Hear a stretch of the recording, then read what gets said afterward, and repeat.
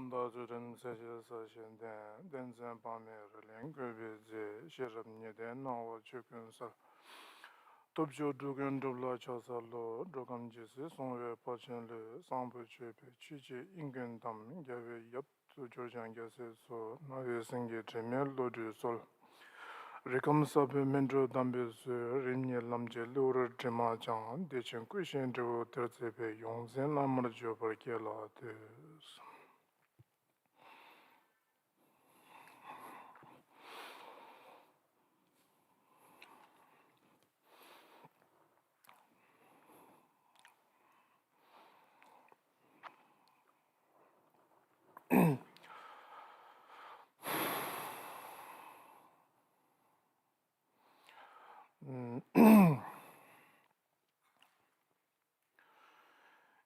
Many greetings to all of you.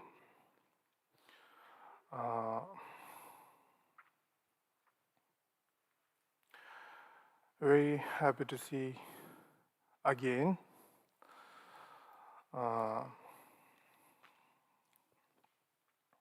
hope you all enjoyed all the courses which have been continue from this morning from Lama Chamba Thai and Kimball Lobsang and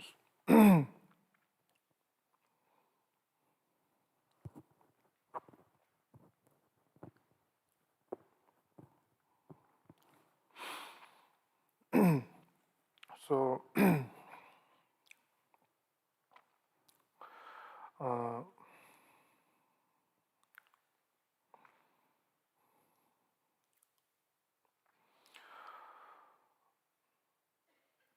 I would like to remind few things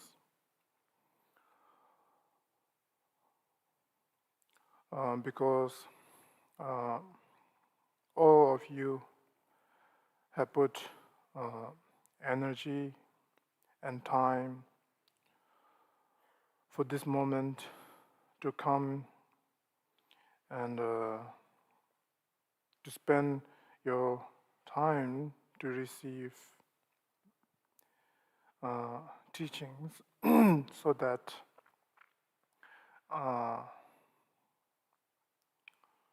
within this during this course one can able to gain some knowledges whether it is about history or schools of Buddhism in general, particularly Tibetan Buddhists. Within the Tibetan Buddhists, of course, we have many schools. So therefore, one might have this kind of knowledge to gain. So this is something that requires time to learn and contemplate and to really understand. So taking time for this is very, precious and important. So all of you have decided to go in this direction. So I would very much appreciate to all to come and receive different type of teachings from a different teachers.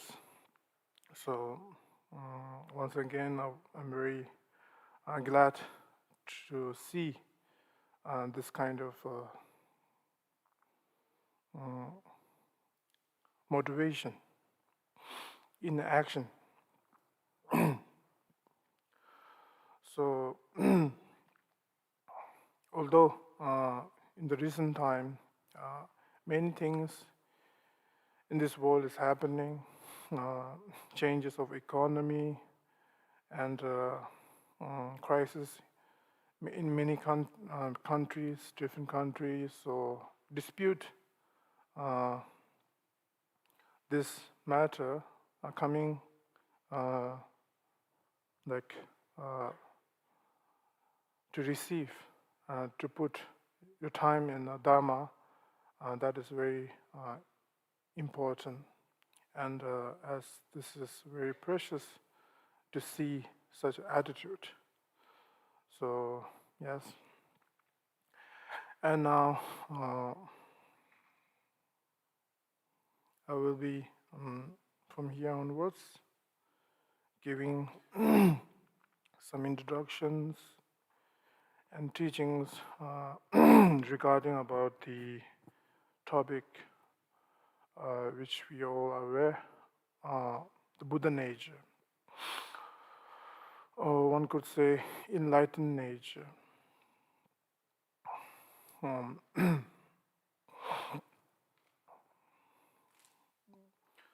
So, for example, in this few days during the course, there will be some subject talking about Utta Tantra, Gyulama, Utta Tantra. So, which is somehow the same essence of today's teaching. So, this might give you some clarity on understanding of the Buddha nature. So, here one should understand that, of course, in Buddhism, there are many different kinds and types of practices, teachings, philosophy, many categories. And for in this present moment, when we look back, what we have in Buddhists is a treasure of many different kinds of knowledge to understand, or many kind of realization to be gained. So in a way that we are very fortunate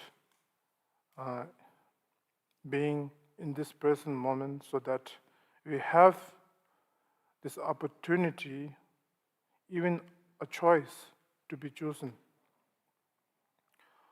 For example, whether it is Theravada tradition of Buddhism, or whether it is Mahayana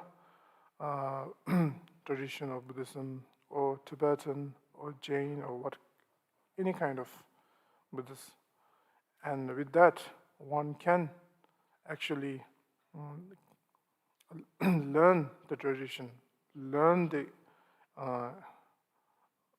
instruction, or the way, so that one can, through your own experience, can choose whether this is suitable for me or not, whether this is more making comfortable life or not, whether this can really make me generally happy, peaceful, individually bringing many auspiciousness, goodness in life. Because there are many different, let's say, religious school and let's say different type of practice, which some people are very not suitable, even though it is considered a general practice or general teaching or general subject. But as Buddha have said multiple times, that all the sentient beings different in their own way, so that that is why Buddha manifests or teaches in different many tradition, many philosophical way, so that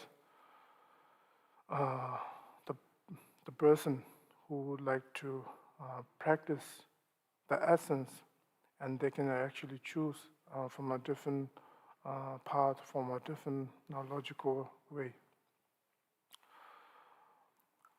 So, just like that, so normally when I teach it about the Dharma, I do see many different type of people in a way that some people take their practice very seriously. Some people just want to be part of, let's say, a spiritual life. Doesn't very much involve very deep meditation or any basically taking easy. And some very much, dedicating, spending each and every year, month, minute, week, every second, very, very strongly to a spiritual life. So in a way that some people very much want to, or they have eager to have a result, whether it is enlightenment result, or whether it is some kind of experience, or whether it's kind of any kind of way. So people do have expectation, so in a way that they would like to take the practice seriously. As I said earlier, and there are some people who is not that much into logical or spiritual, but just be a part of spiritual environment. So in that way, I say that although such essence of Dharma, whether it is enlightenment, or whether it is Mahamudra, or whether it's compassion, or whether it's, one can say, any names, but it's not required to everyone. Whether people need it or not, it depends. Whether it is precious or not, yes, it is. Enlightenment, Mahamudra, or in different terms, we have three kayas, for example, Dharmakaya, Nimanakaya, Sambhavakaya, let's say three kayas. In general point of view, if you ask to a spiritual person how precious the three kayas are, they will say it is very precious. It is a wish-fulfilling jewel, indeed. But if we ask, do everyone actually needs the three kayas, or do they have to act right now for the achievement of three kayas? That is not necessarily, yes? There are some people who doesn't want to be feel compassion, feel love, feel, for example, the positive things. There are some people who are more interested, even though they are spiritual, but more towards the negative actions, negative emotions. And of course, all people are different. So therefore, one cannot say that everyone's require enlightenment. Imagine all the sentient beings are enlightened. Then it will be very much boring. There won't be actions of enlightenment or enlightened actions. And there's no more to be compassion to. So everyone is different. So it's not necessary all sentient beings should be enlightened, even though they are not seeking for it. But the wish, the value always remain precious. Now, same way, three kayas, Mahamudra, Enlightenment, Dzogchen, or any kind of different names with the same meaning, do people really have to understand? Do people have to achieve? Right now, that is individual. That is why there are many practices, there are many teachings, there are many studies. So in that way, what we understand as, although the wisdoms or the Mahamudra or the Buddha nature to be understood is precious, but it is not required. And there was a time I was questioned when I was giving Hundro, probably a few years ago, that a person asked me, as according to the Hundro practice, when we actually go in the detail of prescriptions or, let's say, transmission from a master to disciple, of course, in the very beginning, we have, how to say, 4 common mind training or 4 thoughts, which is basically the essence of renunciation of samsara. And the question was, if a person doesn't practice, let's say, a person who doesn't practice the 4 renunciation mind training, instead, let's say, jumping towards refuge, or Vajrasattva or Mandala or Guru Yoga, is that the correct way, or is it like the renunciation should be in the foundation? So, for that answer, we have 2, how to say, perspective, Basic perspective. Perspective, yeah. We have 2 perspectives. A person who really wants to achieve enlightenment, or a person who is fully realized the true, quality of samsara, involving changes, impermanence, let's say suffering, seeing a lot of trouble for the as a human, nature's suffering. The definition of human in Buddhism, what we call it, birth, aging, death, and sickness. So those 4 are the suffering of the humankind. So for example, like this kind of suffering, when people faces a lot, they are mentally changed so that they see no essence or meaningful to live,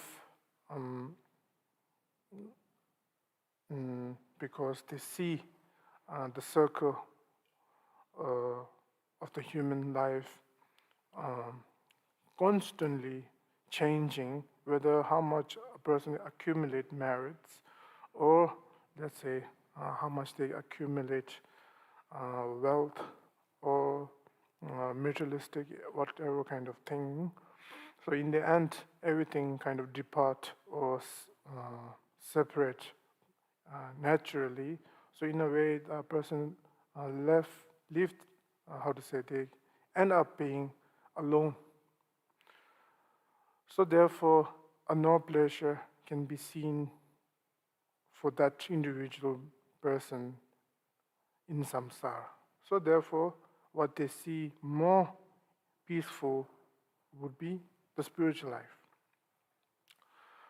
So for that kind of person, so when they practice, for example, the four foundation or the mantra, so there is a renunciation in that individual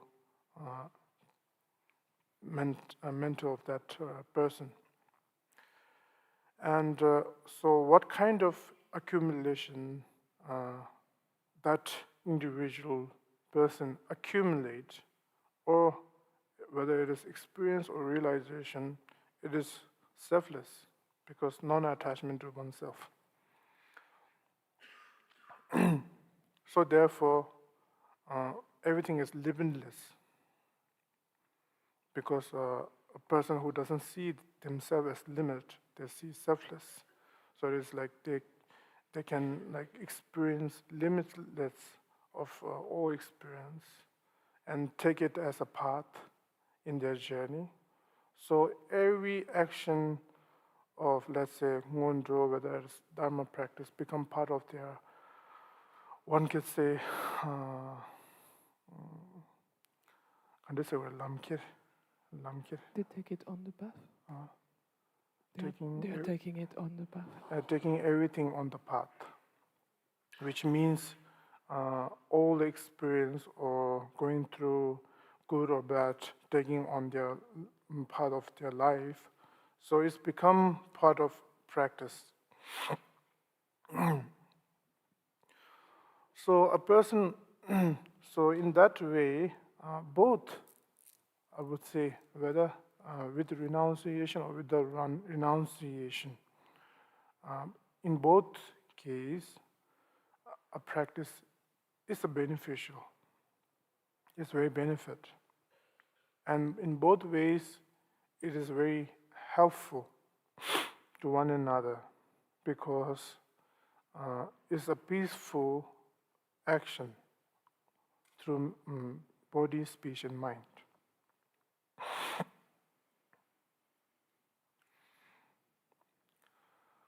But whether through this a person can achieve enlightenment in the sense of liberation, because in Buddhism, when we talk about enlightenment, it's just not like, oh, I gain this, I understand this, oh, I understand this is water. No, that's not complete. That is just part of a small enlightenment. What is actually enlightenment in Buddhism is fully liberated, physically, mentally, emotionally, in every way, and on top being enlightened. So that's what we refer enlightenment to. It's not like just mental way of getting enlightened, but more or less being liberated, especially from, like, directly from suffering, indirectly from all the delusions. When we describe delusions, we have lots of distinctions on delusion. Physical, mentally, mental. Within the physical, we have tawa dan rakwa. Subtle and it's not gross. Subtle and the contrary of subtle is coarse Yes. and subtle. On the physical, even with the with the mental, we have very, very detailed kind of recognizing those what we call the delusions. So it's not just suffering in the sense of like, physical pain or like that, but there is individually different types of, one can say, suffering depending on the delusions.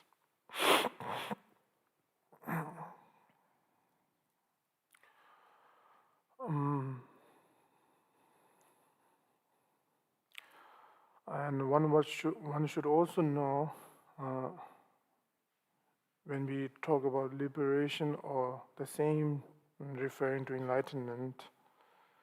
For example, now as a human being, we have enlightenment according to our circumstances, our comfortness. We have the view, the definition of liberation according to our existence. But when the Buddhists in general, individually also, when we describe liberation, it's not taking any size of being, but they are talking about in general. So liberation within the human form, or when we are dead, after the transition. The intermediate state? Yes. The bardo, between the reincarnation and the death, between that, there's a space, there's a gap where our consciousness continue. So any kind of continuation of mind, there should be a space or a place to get liberated, or meaning to be enlightened. So basically, enlightenment is not just liberating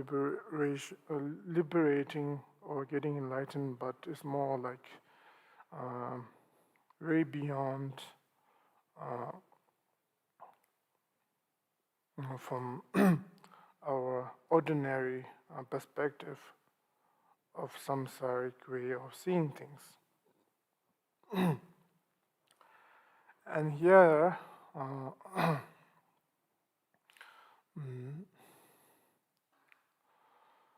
so therefore, here now what we see, enlightenment. So we need to know enlightenment. So in a way that enlightenment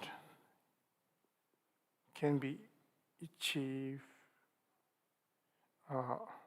in any time period, and also can be, how to say, it is also a liberation. So that a person achieving enlightenment or getting liberated can happen.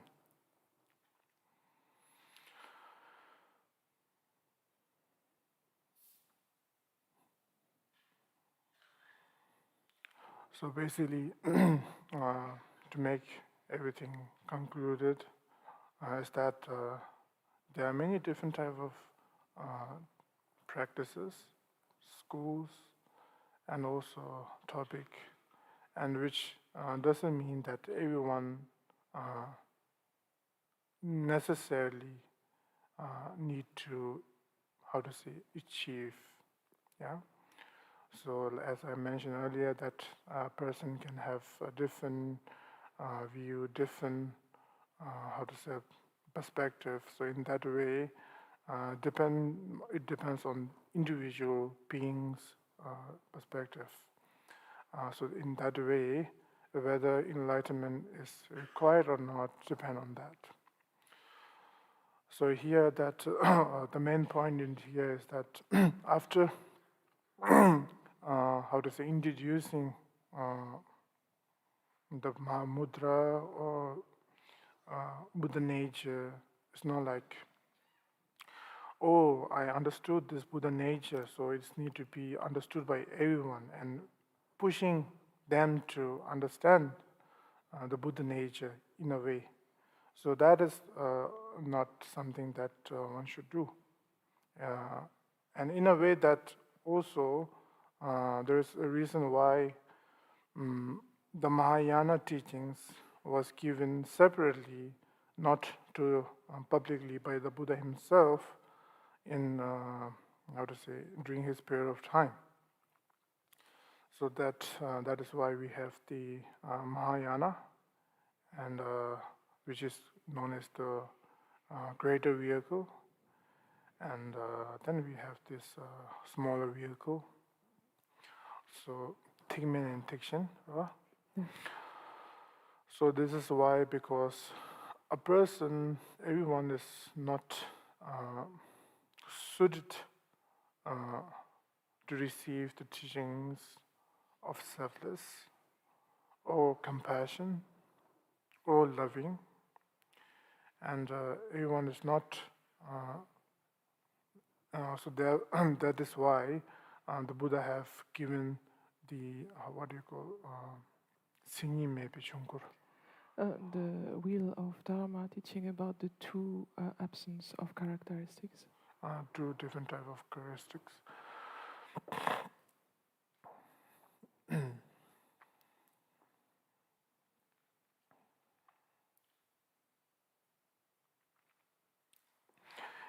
Yes. And now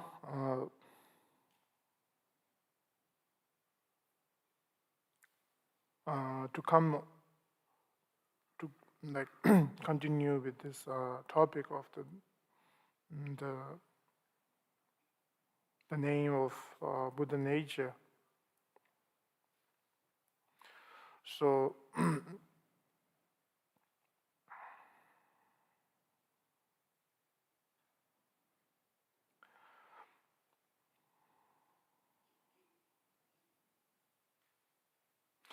for now, in this modern time, let's say there is the topic saying Buddha nature or they worship Ningbo.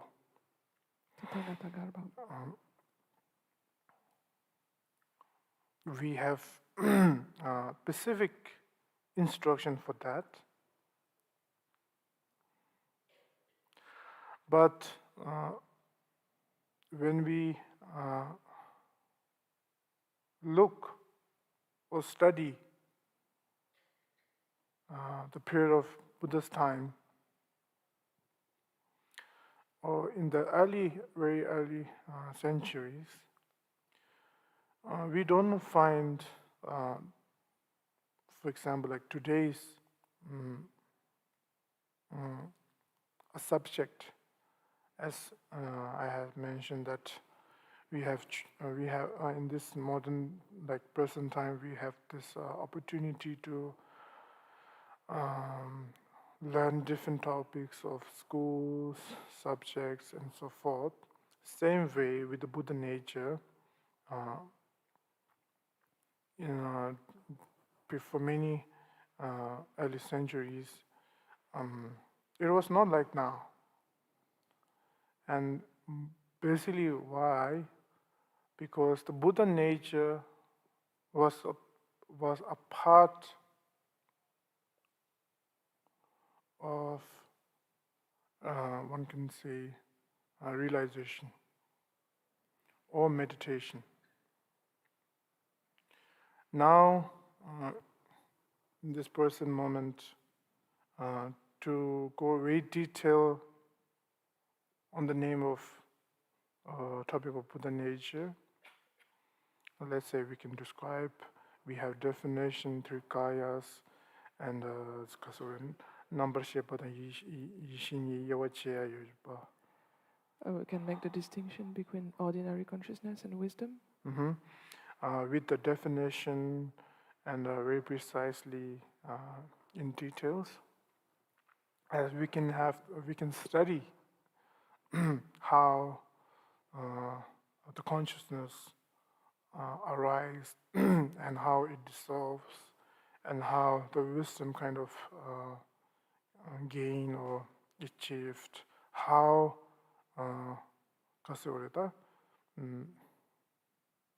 이시대 아니 깨당 아니 가서 그래 깨당에 되는 신기 미투니 아니 이시기에 다가 이시가서 줄기야에 되는 신기 냠지여로 The way that wisdom can arise and can be experienced within one's experience. And so and so forth. How does it arise? And so forth. In this modern days, we have this kind of a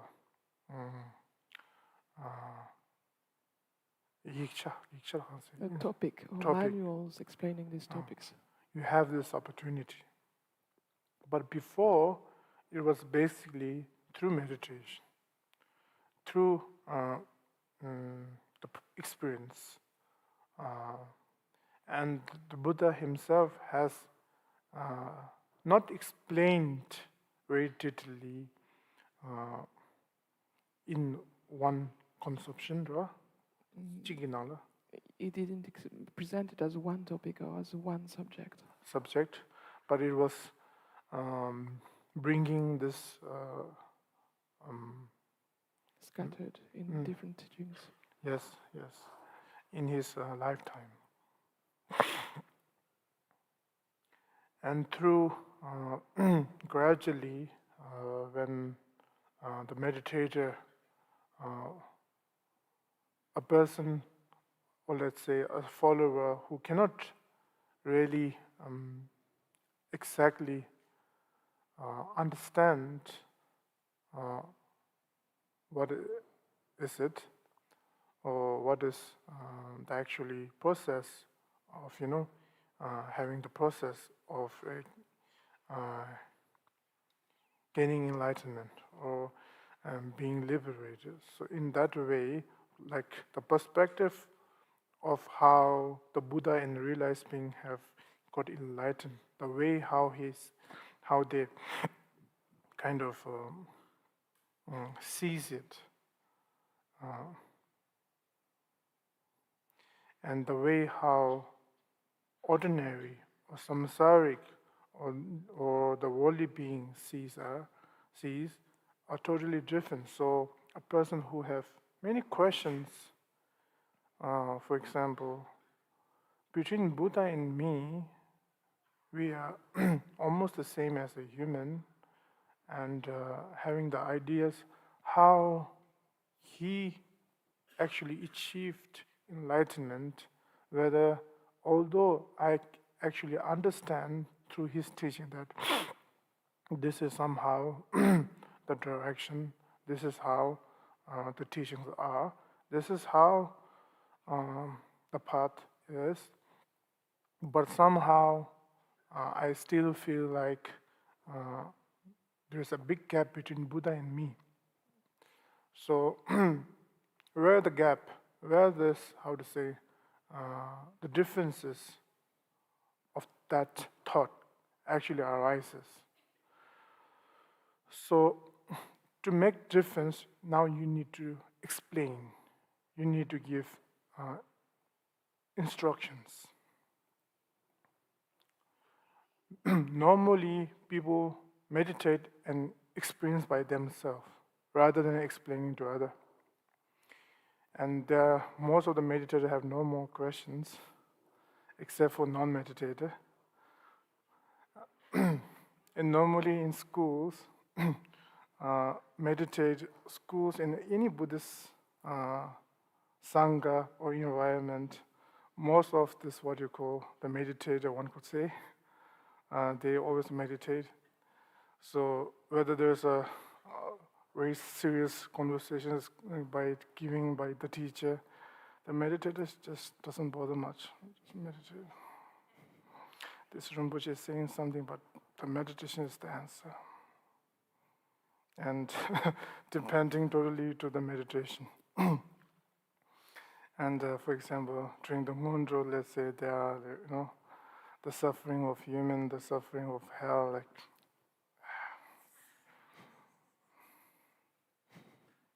it's just suffering. Meditate. And for example, the the Eightfold Path, the Four Noble Truths, individually, as a Buddhist, we should know it, right? We should know the Four Noble Truths, because as we are Buddhist follower, and of course, each Four Noble Truth, we have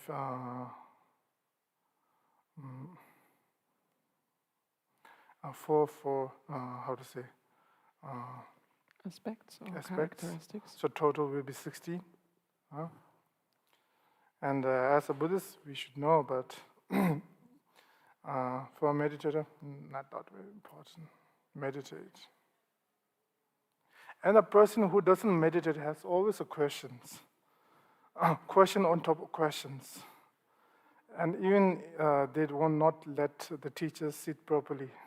They will question again and again until the teachers scratch their head. Oh, you stop now.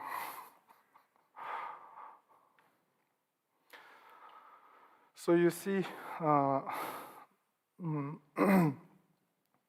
people, when they do meditation,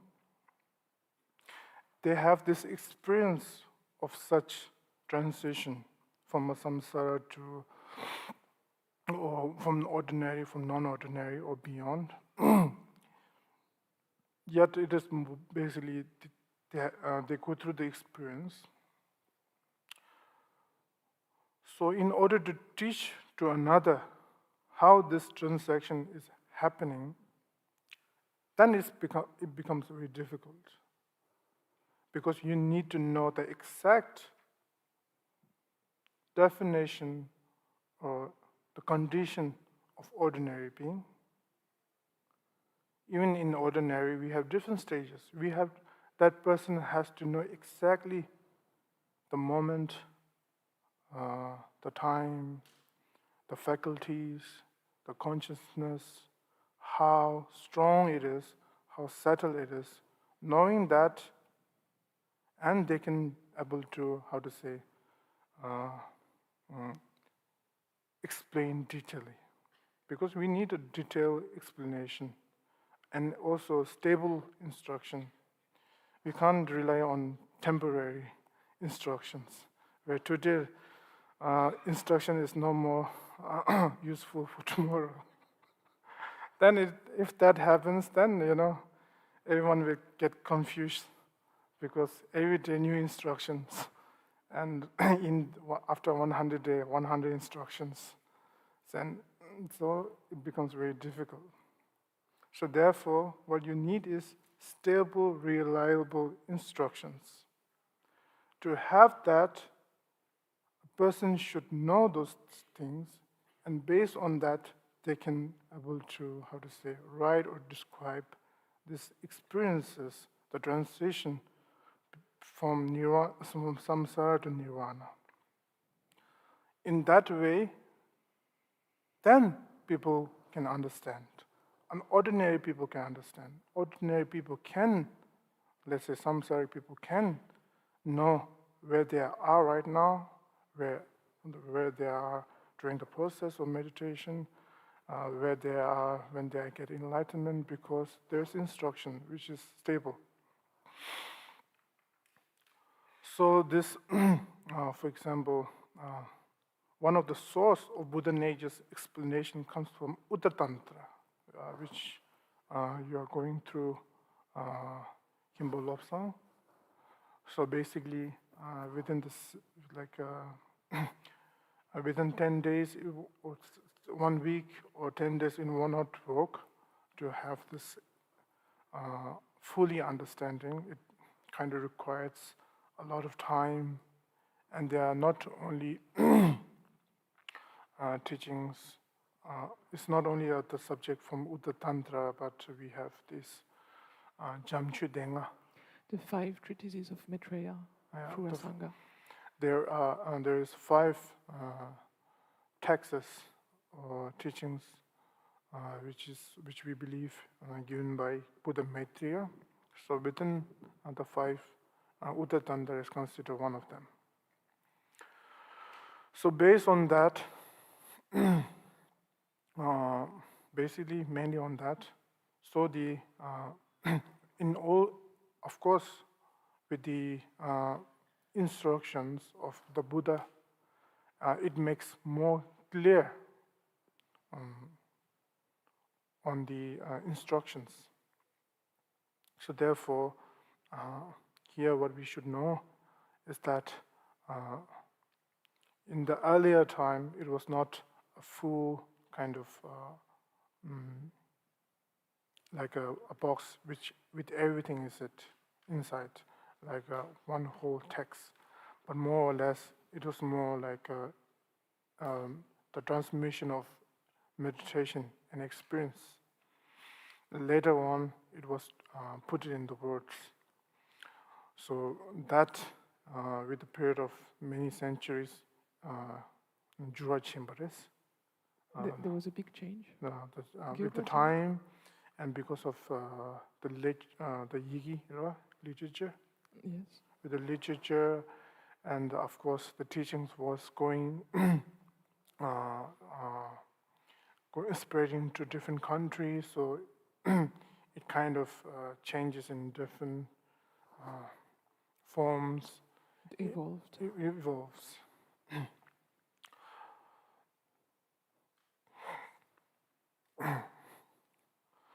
So for now, when we look at the, let's say,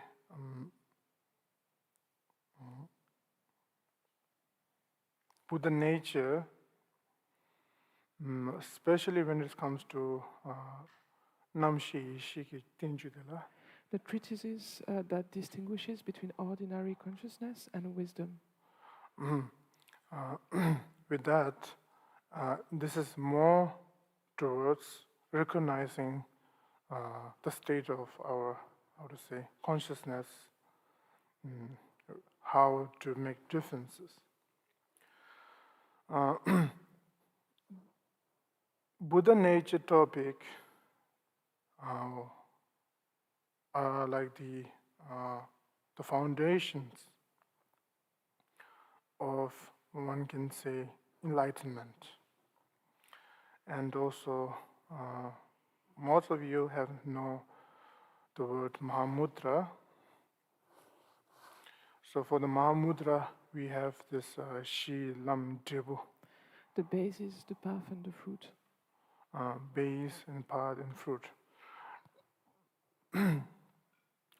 So to, and also we have, even though the same realization of Mahamudra, when we describe, Shi Lam Dribu Sum Chubu Membarwa, Judu ki Dewarship Bunimbo, Tedu ki Dewarship Bunimbo, and this Labrioris. A distinction, or there is a difference, or no, an explanation of what is the Buddha nature at the moment of the basis and what it is at the moment of the fruit. Fruit.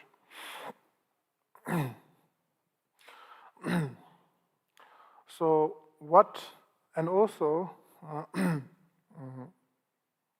Buddha nature helps by understanding the clarity of Mahamudra. And also, one can say, for example, Yidam practices. Yidam practices. Yidam practice or the Mahamudra practice are actually quite the same when we, in a different kind of form, but in essence, there is more linked to the Buddha nature. Because here we do practice in our daily life. We do Guru Yoga, we do Ngondro, we do Yidam, we do also study and so forth. So what is very important, that everything is linked. It's not like very separate thing. When we come to talk about Buddha nature. Oh, Buddha nature is something different, totally from my practice. Buddha nature is totally different from my yidam. Buddha nature is totally different subject. This is not actually true, but all is linked. You know, by understanding Buddha nature, it will make more clear to your yidam practice and through your guru yoga, for your Kongtrul, and basically for the Mahamudra practice. So it's not like, these are all totally not dependent each other, different completely. That is distinct. Distinct. So therefore,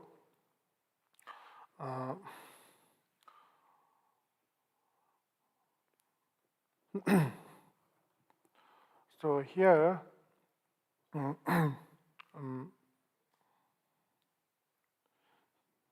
during the Namshi Yeshe, number ship of Yeshi Kabla, Namshi dan Yeshi Kabla, Yewa Kasangansuki Semsonanda, Quinshi de la, and in number shibik chadang, and Takaso Yeshi cha, Soso Yewa Chero. So there is this text of the third Karmapa, which is called Distinguishing Between Ordinary Consciousness and Wisdom. And in that text, there are clear differences or distinctions between what is mind, what is the alaya consciousness or the ground consciousness, what is the consciousness. So there are differences between these various aspects of mind, ground consciousness, and the various aspects of consciousness, and what is wisdom on the other side, and what are the wisdom.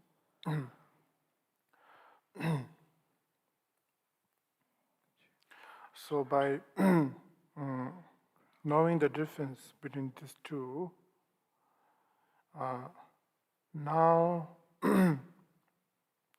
and these two are actually to understand for our current, condition, what kind of mental we are in, what kind of stage we are during our, let's say, in life, or the procedure of the practice.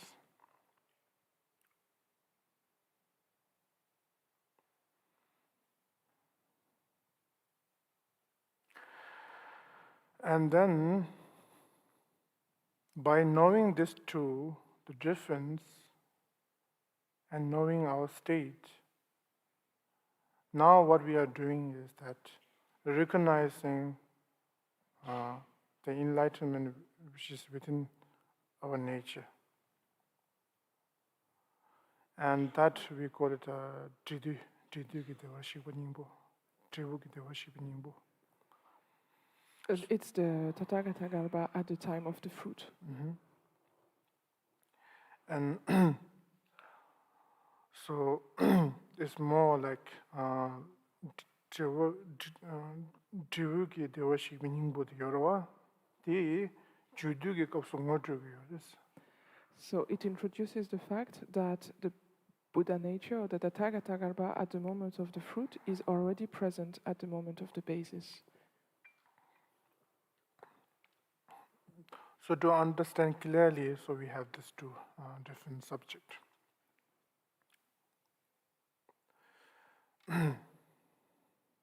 So the two subjects of Namshi and Yeshe are presented so that we understand clearly that the Tathagata Garba at the moment of the fruit is also here at the moment of the basis. Yes. So the same way,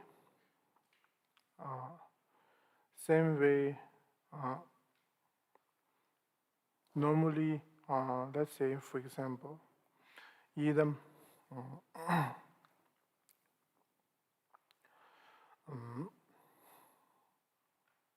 we have these two stages, Kirim and Zorin.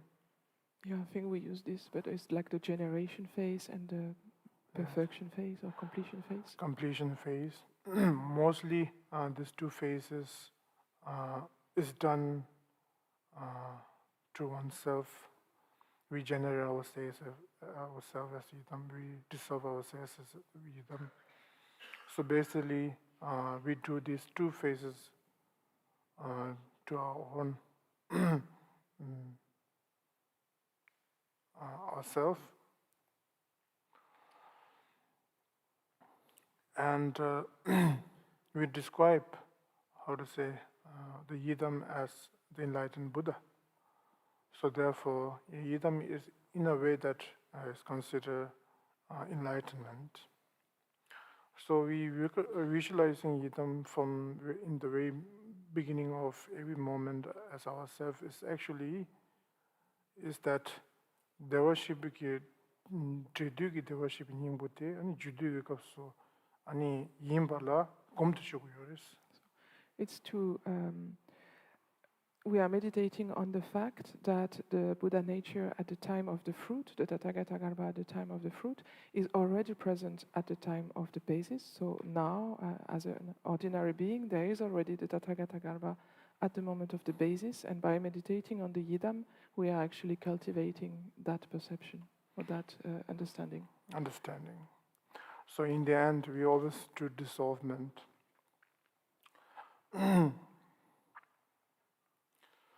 So in a way that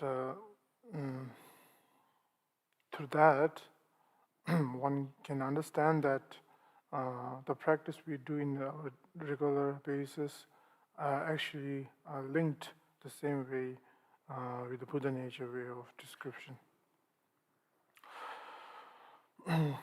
So in Karma Kagyu,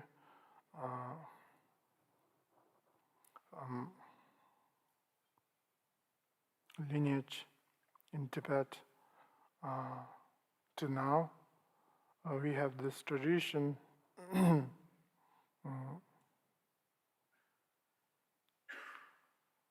of explaining the three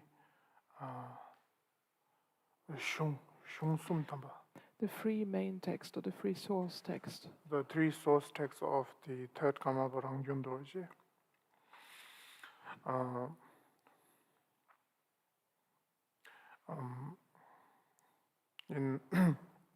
Before in Tibet we have Sheda and Digda. Sheda is an institute where most of the monks, most of the time the monks study, and Digda is most of the monks to practice with the ritual. So a monk normally spends their time whether studying or doing ritual or practice.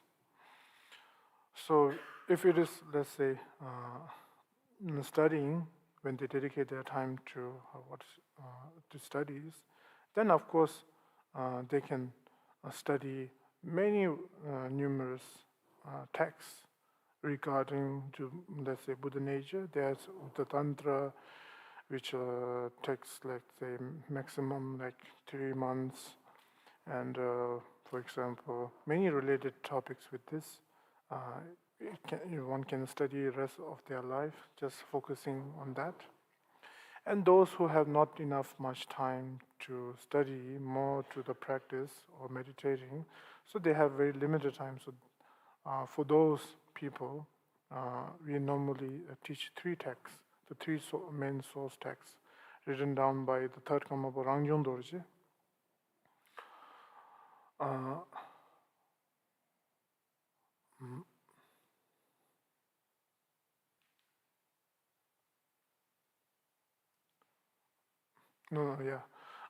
The 3 root texts. One is by, not by Rangyum Dorje. One is Uttara Tantra. One is Samunangde. The profound inner principles or Zamonangden? Profound inner principles. And then Tani. The Tani, which is the commentary on the Hevajra Tantra, in 2 parts. In 2 parts. So, so these three consider if a practitioner doesn't have a lot of time to dedicate their life for studies, then they normally in our lineage, in many centuries, we recommend to study these three kind of texts. As Sachik Sunandra, Samanande, Tani, and Julama, the Sumde, and Lapia. Yeah, so in the Karmakagyu lineage, these three texts, the Gyulama or Uttaratantra Shastra, the Zamonangda or the Profound Inner Principle, and the third, which is the Tani or the commentary on the Evatratantra in two parts, are considered the main text for those who do not have much time in order to engage into practice.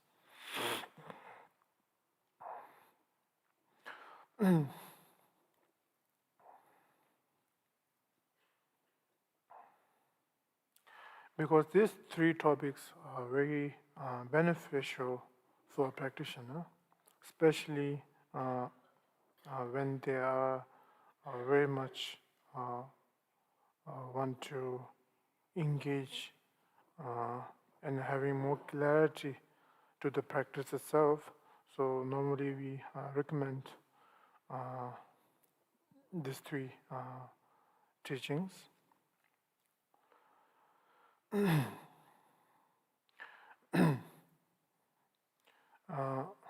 The reason why first Gyulama is that because one can have the pure clarity of what Buddha nature means, how we have the Buddha's, quality in our presence. So, which makes more confidence in their daily basis, and they don't have this Nihilism and eternalism. So they won't go through this kind of stage of all the time nihilism. Or interruption. Permanence. Oh yeah. To the more empty side, right? Yeah, to this view of emptiness, or going towards the emptiness or nothingness. Nothingness. So which they are not going to wrong understanding of emptiness when they kind of understand the Buddha nature. So the teaching on Buddha nature is to avoid this too strong mistake of going towards nothingness or grasping at nothingness. Yes, more or less having the presence of Buddha nature all the time. So that is very important. So that's why we recommend Gyulama. Right? And then we have Samananda, so which is actually about Dzogrim. It's about the completion phase. Completion phase. So completion phase, Tilayang Charaki Namshayore. There are subtle distinction within the completion phase. So with that, what we believe in, so basically Samananda is part of more towards tantric practice itself, which is basically based on Tsalong Tikle. Yeah, the channels, winds and drops. Or the various aspects of the subtle body. Mm-hmm. So that, so also for Tsa Long Tigle, there is also what you call it, Dagpecha Dhamma Dagpecha Yung. There is a pure aspect or a pure perspective and an impure or an impure part. A pure part and an impure part. Impure parts. And so the pure part is related to the Buddha nature, where we,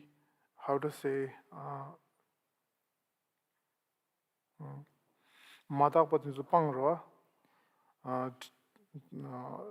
madak bil za madak bil long madak bil thile tin so pang se pang la de condition le pang ku gur se de so ani so so gi kan sho re 당보 shen bachirwa pangaya la 당보 chen de shen gore pangona chen de shen gore chen the false Yes. chen de shen gu yore chen de ma shen na pang tu ma ra chen de so de karasna kurwe ge tshima de la chen se yore ra de ende ka su ngaran su da namshi she ka su namshi gi chen de sama shen ende ka su zalun tilde ka su ya chen de ma chen namshi gi cha de yong go So it is necessary to abandon the impure part of the Tsalung and Tingli, or the channels, winds and drops. And for that, it is necessary to understand what are the defects of these impure aspects of the Tsalung Tingli in order to be able to abandon them. So in the same way, it is important to understand the obscuration of samsara in order to be able to abandon this obscuration. So it is in the same way that for instance, in the text Namshi Yeshe, we understand what are the defects of ordinary consciousness in order to abandon them and actualize wisdom. And in the same way, it is necessary to understand the impure aspect of the winds, channels and drops in order to abandon these impure aspects or these defects. So this is why the Samananda mainly is introduction of there are two parts within. One is Lyukin Namsha Tang, Semgin Namsha, Lyukin Benero, Yingo Benero, Ni Yorwa, Lutan Yi, Lutan Sems, Yawanichi get it. So there are two main parts or two main presentations in the Zamonangdan, in the profound inner principle, which is the presentation of the body and body's true nature, and the presentation of the mind and mind's true nature. Yes, so today's the Namshi Shiro Chachuna, the Kani Yungurasana, Cheda, Ani Samun Nandu, the Samun Nandu Rani Mare, Samun Nandu the Trivik. So when we are studying a text such as the one we will study here, the distinction between ordinary consciousness and wisdom, it's similar topics that are taught in the Zamonangdan, in the profound inner principles.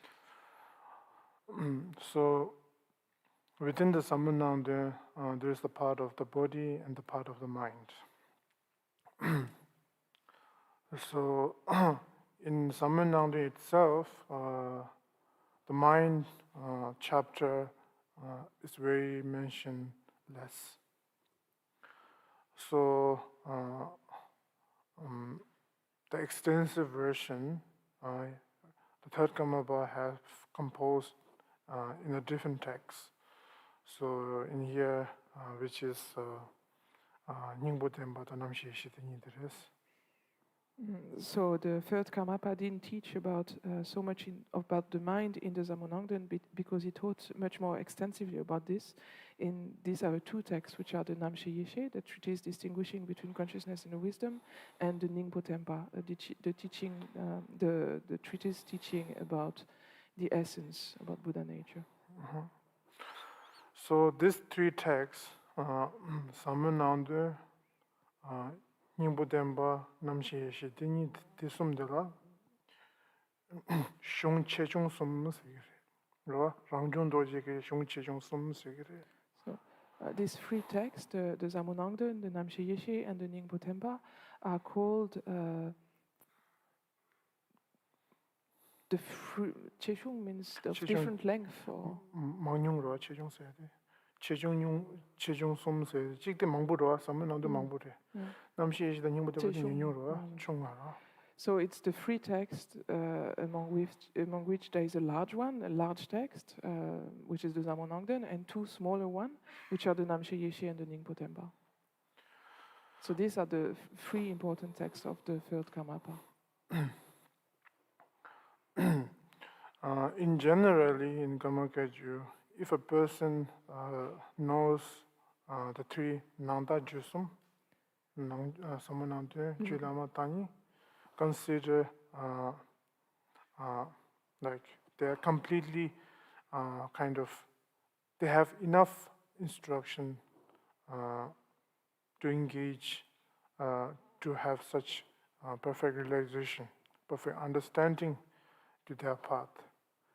Even though if they cannot able to, how to say, complete with these three texts or three teachings, but at least Rangjung Dorje's three texts is always considered like must. And then we have,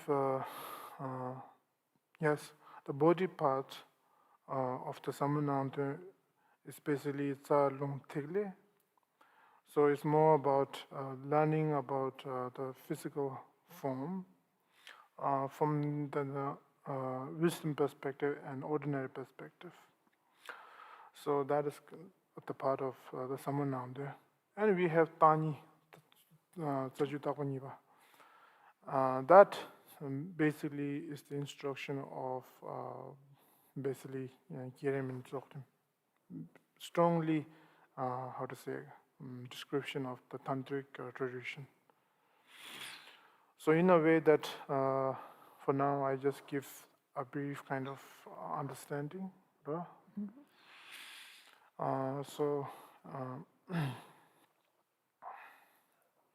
so we will keep a break now, and after 30 minutes we have. Rinpoche, there are already a few questions. Do you want that? Already? Yes, from last year, I suppose. Maybe next time. Okay. Sanam diye tamje seba ni tomni ni be rana panje jiga na chen balup choba sebe sole ndo